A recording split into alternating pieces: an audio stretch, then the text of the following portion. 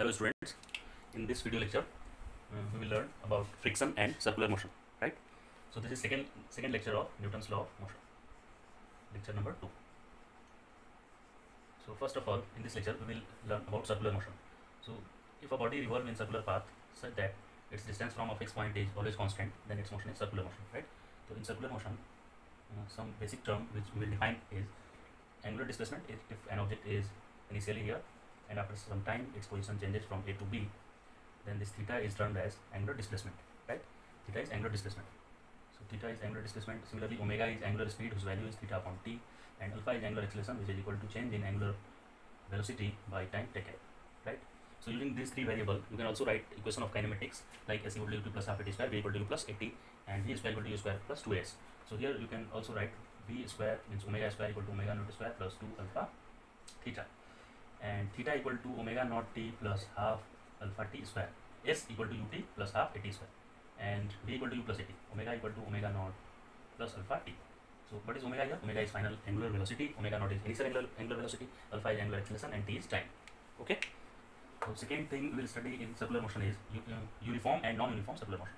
So in uniform circular motion, object revolve in circular path with constant speed, and in non-uniform circular motion, object revolve in circular path with variable speed, either increasing or decreasing, right? So in circular motion, there are two acceleration. First is tangential acceleration, which is used to increase speed of revolving object, and other is centripetal acceleration, which is required to change direction of this object. Without this centripetal acceleration, this object will start moving along tangential direction. So if someone asks you to tell the net acceleration acting on this object at any instant, then you have to find resultant of these two acceleration. So net acceleration is a net equal to root under ac square plus at square. Here, because these are two vector, acceleration are vector, so we add two vectors like this if they are perpendicular to each other.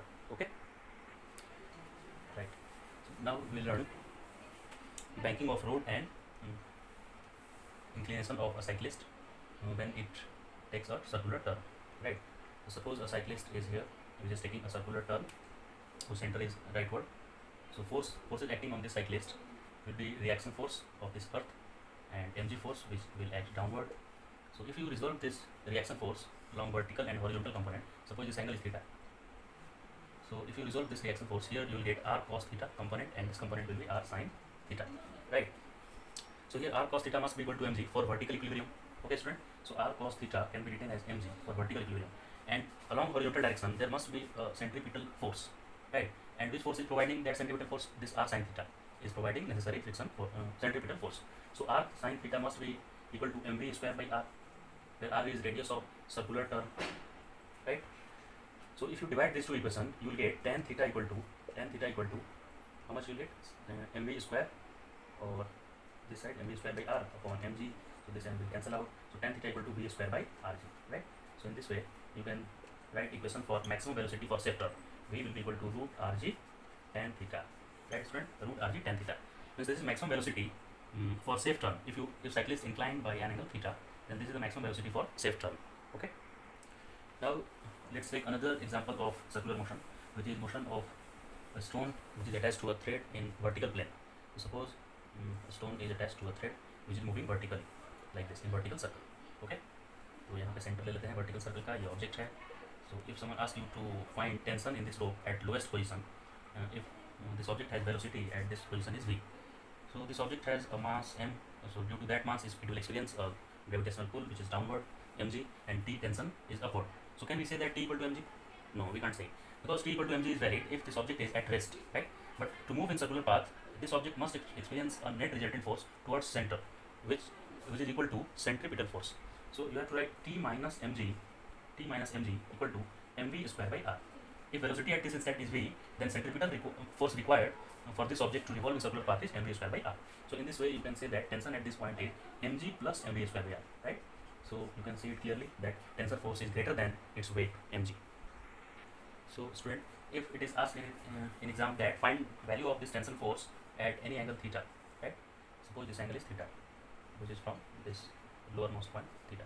So at this point, if you write all the forces acting on this object, then you will get mg acting downward, and if this angle is theta, so vertical, and this is radius, so this angle will also be equal to theta. So you will get a component mg cos theta here, and in this direction mg sin theta, right?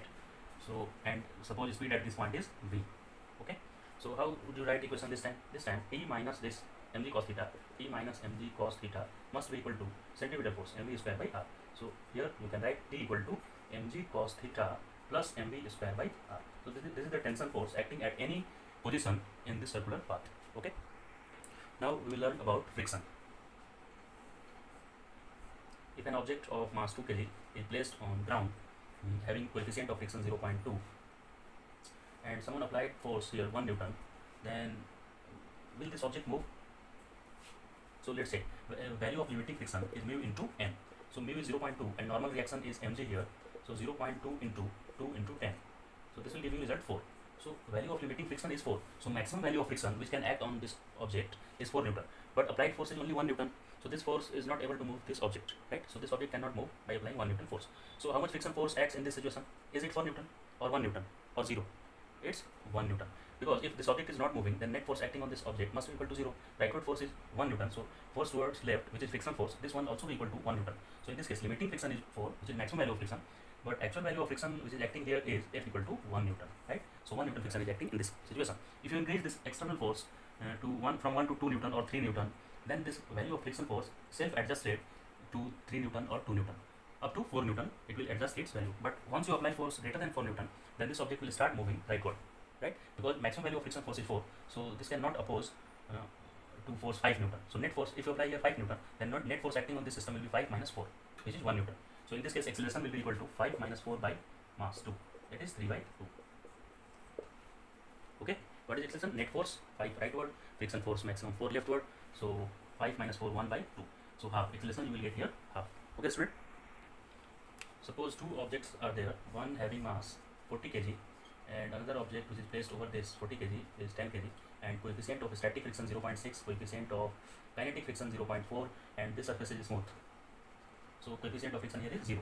And if you applied force here, 100 Newton force is applied at upper block, then you have to find acceleration of both the object, acceleration of 10 or acceleration of 40 kg.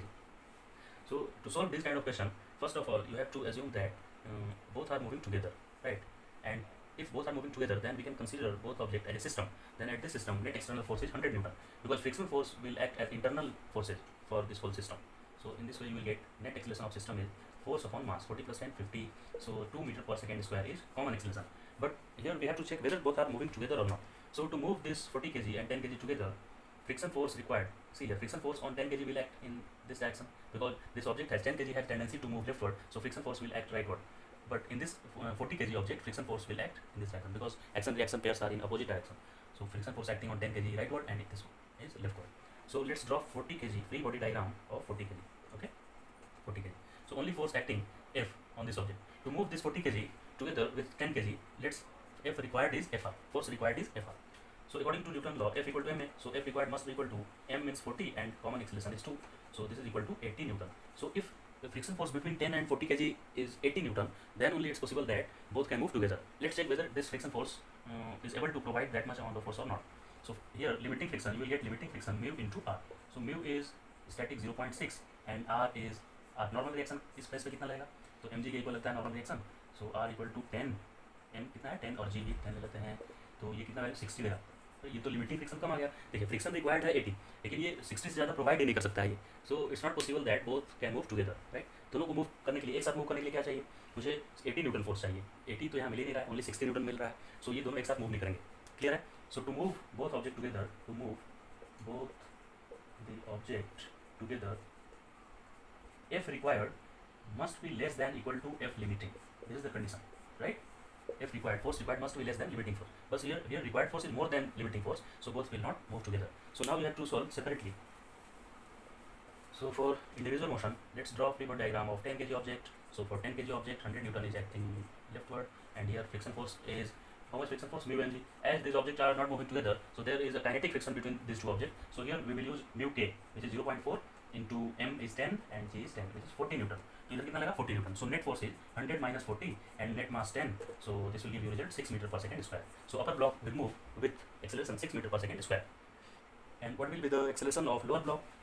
For lower block, let's draw its free body diagram.